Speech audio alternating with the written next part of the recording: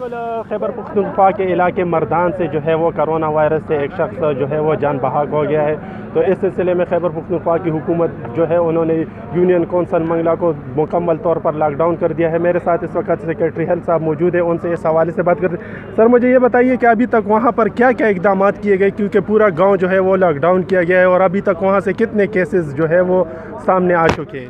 دیکھیں, یہ جو ہم بات کرتے ہیں کہ بڑے بڑے اجتماعات اور ان چیزوں سے بچا جائے, اس کی وجہ یہی ہے, یہ جو ہمارے شہید ہیں یہ عمرہ کر کے آئے تھے, انہوں نے گاؤں میں لوگوں کے لیے خیرات کا انتظام کیا تھا, اور اس کے بعد لوگ ان سے جو گاؤں والے تھے, جو علاقے والے تھے, وہ مبارکباد دینے بھی آئے تھے.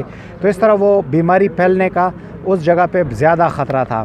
تو اور لوگوں کو ان سے بچانے کے لیے کہ یہ ایک جگہ پہ مقید ہو جائیں, کوارنٹائن ہو جائیں, تاکہ ہم ان کو ہیلتھ ٹیم میں جا کے وہ ان سب کو چیک کر سکیں. یہ ایک بڑی ایکسرسائز ہے, اور اللہ تعالی ہماری اس میں مدد کرے. عوام سے ہماری اس میں اخلاص اور مدد کی اپیل ہے کہ وہ اس میں ہماری ساتھ کھڑی ہو, اور اس ایکسرسائز کو حکومت کو پورا کرنے دیں, تاکہ باقی عوام اس سے بچ سکیں اور ہم ان لوگوں کو بھی اس بیماری سے بچا سکیں. سر کتنے کیسز ابھی وہاں پر کتنے لوگوں کی یعنی وہ ٹیسٹ اسکریننگ کی جا چکی ہے, اور کتنے کیس اس طرح سامنے آئے ہیں؟ سٹرپ رپورٹ میں یہ آئے گا. میں اس وقت آپ کو کچھ نہیں کہہ سکتا, لیکن پورے علاقے کے ہر بندے کو ہم اسکرین کریں گے.